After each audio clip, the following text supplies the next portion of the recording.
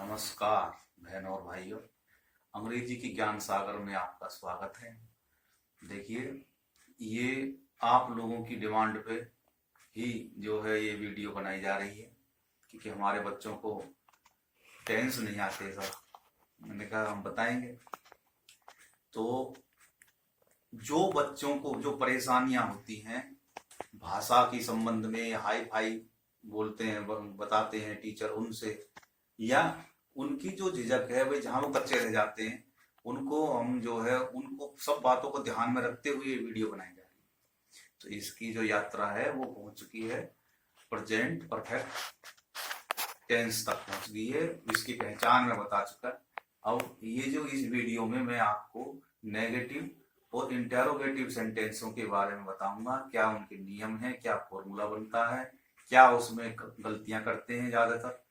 तो जो है आप इस वीडियो को ध्यान से देखें। देखो, किसी भी उम्र में है, ज्ञान कहीं से मिले ले लेना चाहिए, और चाहे बच्चा हो, बड़े हो, बूढ़े हो, सभी इस वीडियो को देखें और अपना ज्ञान बढ़ाएं। देखिए, present perfect tense rule for negative and interrogative sentences. तो पहले मैं जो इससे जो पहली वीडियो थी उसमें मैं पहचान बता चुका था कि भाई जो जिस किसी वाक्यों में ये आए कि, देखिए, जो नेगेटिव सेंटेंसेस जो होते हैं उनमें, इससे पहले मैं बता रहा था कि मैं पहली वीडियो में बता चुका हूं कि भाई कहाँ पे इनकी पहचान क्या है। तो इसमें मैं उस बारे में चर्चा नहीं करूंगा, इस बारे में पहली वीडियो में आप देख लें। तो नेगेटिव सेंटेंसेस का जो फॉर्मूला जो बनता है वो ये है कि पहले सब्जेक्ट आता है, फिर हैज और हैव आते हैं, उसके बाद में नोट लगा देते हैं और वर्ब की थर्ड फॉर्म के साथ में ऑब्जेक्ट आता है। अब फिर मैं एक बार फिर से दे रहा हूं कि हैज कहाँ लगता है और हैव कहाँ लगता है। जो हैज जो लगता है वो ही, सी, इट और सिंगुलर जो नाउन होती है उनके साथ में लगता है, जो थर्ड पर्सन होते हैं उनके साथ में हैज लगता है।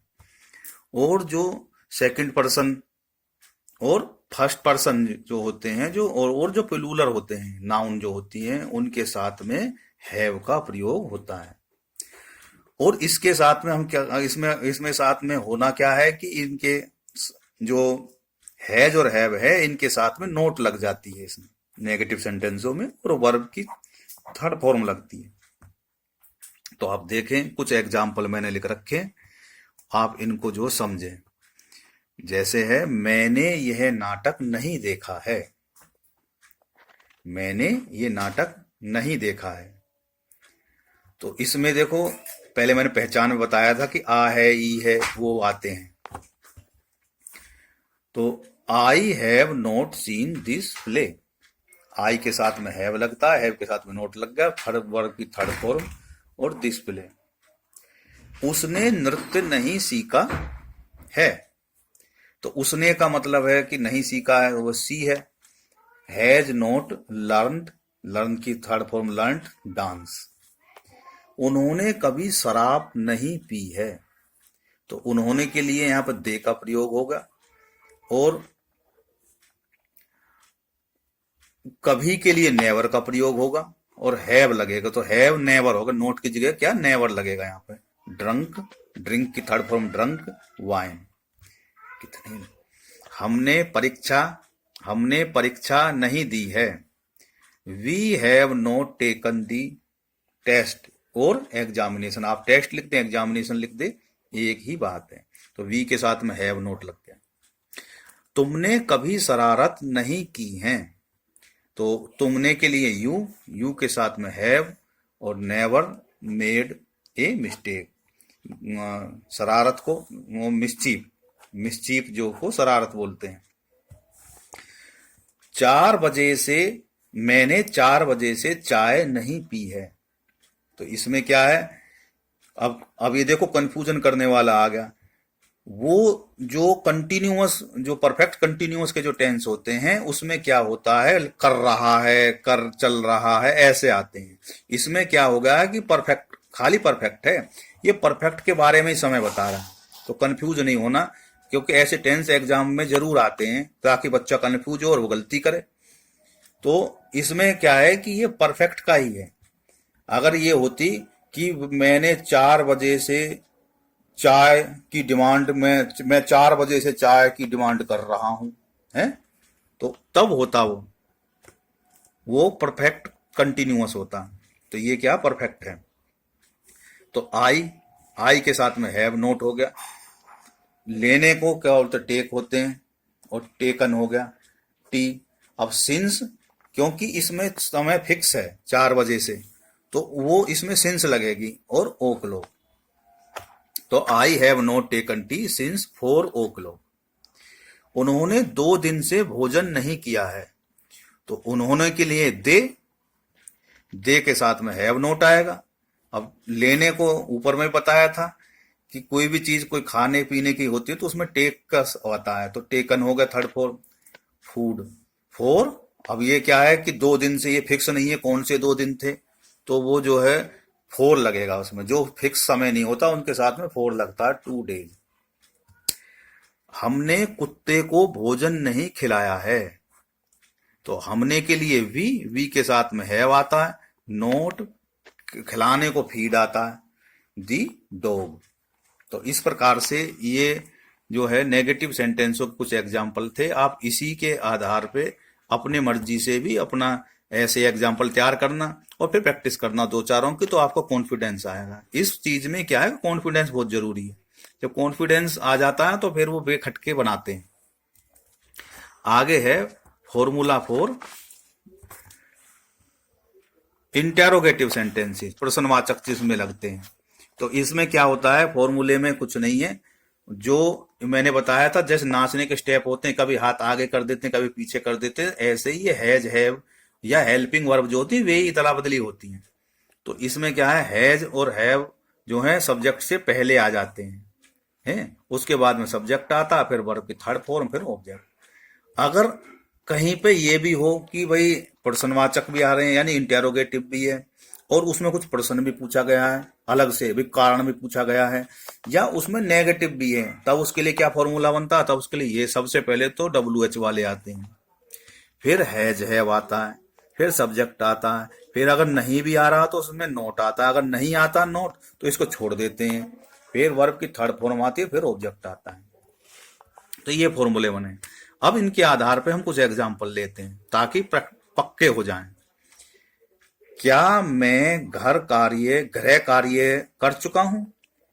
तो मैं है सब्जेक्ट, क्या है मैं, क्योंकि सबसे पहले सब्जेक्ट पहचानते हैं, उसी के आधार पे हेल्पिंग वर्ब चुनते हैं। तो सबसे पहले सब्जेक्ट पहचानते हैं कौन है, इसमें है आई के साथ में क्या लगती है, हैव। तो हैव आ जाता है पहले सब्जेक्ट से।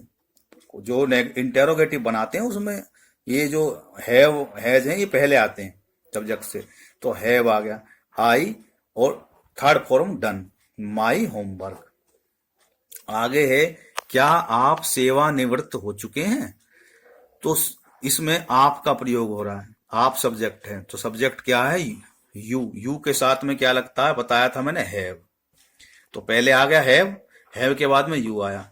और रिटायर को, सेवानिवृत्त को बोलते हैं रिटायर, और थर्ड फॉर्म हो गया तो रिटायर्ड फ्रॉम सर्विस। क्या वह स्कूल से आ चुके हैं? तो वह है, तो वह है ही के साथ में वो थर्ड पर्सन है तो वो हैज लगता है, हैज पहले आएगा, हैज ही।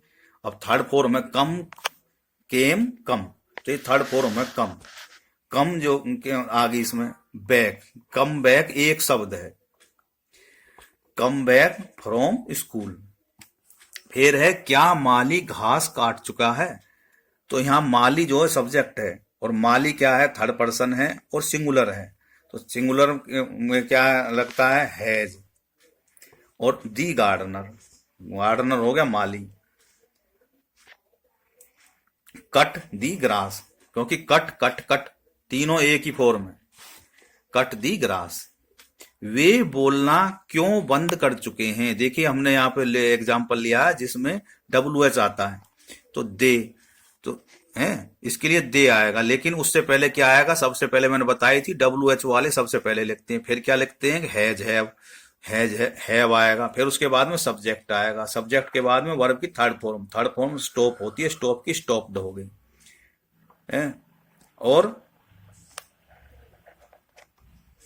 टॉकिंग बताई थी, वे बोलना क्यों बंद कर गए हैं, तो उसके बाद में टॉकिंग आ गया, स्टॉप टॉकिंग।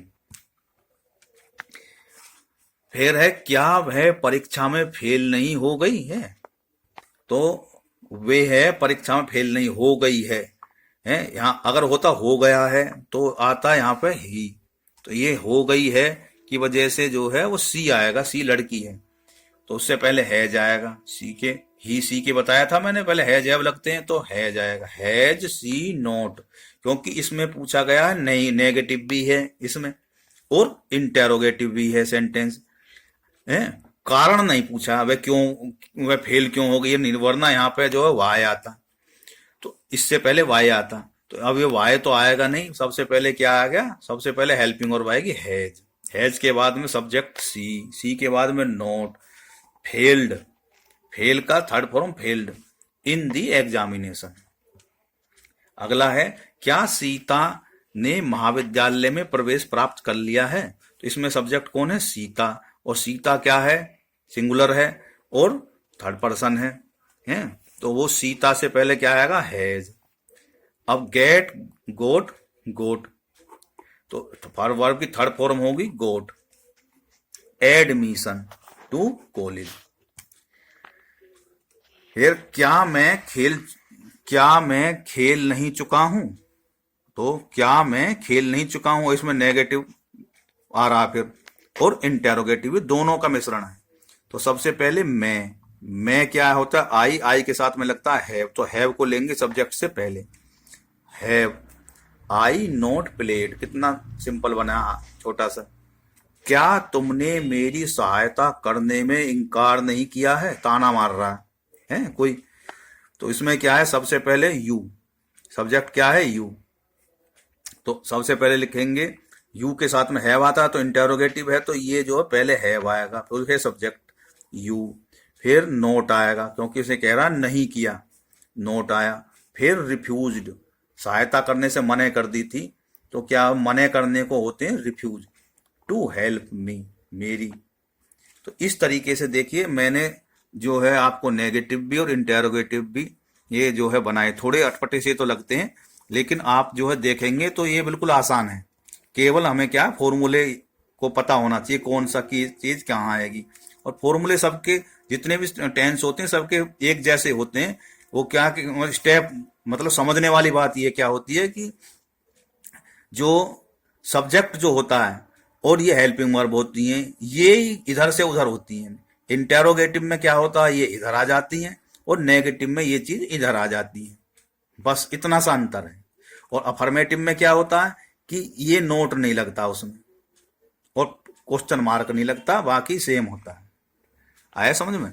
तो अब कुछ मैं फिर आखिरी में बताया करता हूं कि जो इम्पोर्टेंट बातें जो होती हैं जो ध्यान में रखनी होती हैं वो क्या होती हैं, सबसे पहले जो वाक्य होते हैं उनकी पहचान करते हैं। पहचान किस चीज करते हुए, वो टेंस कौन सा है, टेंस को पहचानते हैं। जब टेंस पहचान में हो जाएगी तो फॉर्मूला हमारे दिमाग में आ जाएगा। उसके बाद में क्या है, सब्जेक्ट को पहचानते हैं, उसका स्वरूप जानते हैं कि वो सिंगुलर है, प्लूरल है, फर्स्ट पर्सन है, थर्ड पर्सन है। जब सब्जेक्ट हमने पहचान लिया तो उसके उसी के अनुसार से फिर हेल्पिंग वर्ब चुनते हैं। हेल्पिंग वर्ब को चुनाव करते हैं कि वो हैज हैव कहाँ लगते हैं, क्योंकि मैंने बताया कि हैज तो लगता है सिंगुलर के साथ में, जो थर्ड पर्सन होते हैं ही सी इट वगैरह उनके साथ में, और हैव लगता है आई वी यू दे के साथ में, जो प्लूरल होते हैं उनके साथ में हैव लगता है। फिर मैंने बताया कि वर्ब की थर्ड फॉर्म होती है, इसमें चयन करते हैं थर्ड फॉर्म का। फिर नेगेटिव वाक्य में क्या होता है, हैव के और हैव या हैज के साथ में नोट का लगा देते हैं सब्जेक्ट के बाद में। और इंटेरोगेटिव वाक्यों में क्या होता है, सब्जेक्ट से पहले ये चीज आती है, लिखा जाता है। अगर WH भी हो तो कोई, तो वो पहले आते हैं, जैसे वट है, वाई है, ये क्या होते हैं, ये हैज हैव से भी पहले इनको लिखते हैं। उसके बाद में हैज हैव आएगा और ये उसके बाद में फिर सब्जेक्ट आएंगे, फिर वर्ब की थर्ड फॉर्म लगती है। तो इस तरीके से ये जो है बनते हैं, ये सावधानी है। और देखो हमने क्या करना होता है, जब हम ये चीज कर चुके होते हैं तो अगले दिन क्या है, फॉर्मूले को हम लिखते हैं। ऐसे ही फॉर्मूला एक जगह कोना कहीं किताब का कॉपी का पकड़ लिया, उसमें लिख दिया कि प्रेजेंट इंडेफिनिट कहीं फॉर्मूला है, कंटिन्यूअस का ये फॉर्मूला है। तो ये जो है इस तरीके से करते हैं।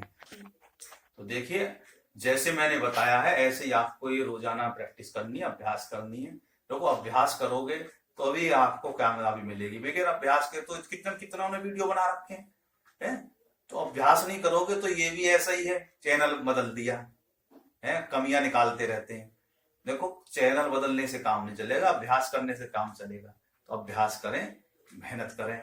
और कोई भी आपको कोई लग रही है कि भाई मुझे कोई बात समझ में नहीं आ रही तो कमेंट में लिखें। तो आप जो है इस वीडियो को देखें और इसको लाइक करें और मेरे चैनल को सब्सक्राइब करें। देखो आपके ही मेहनत के लिए कर रहे हैं हम। और जो है सब्सक्राइब करें इस चैनल को। और जो है भारत माता की जय। बहुत बहुत धन्यवाद। जय हिंद, जय भारत।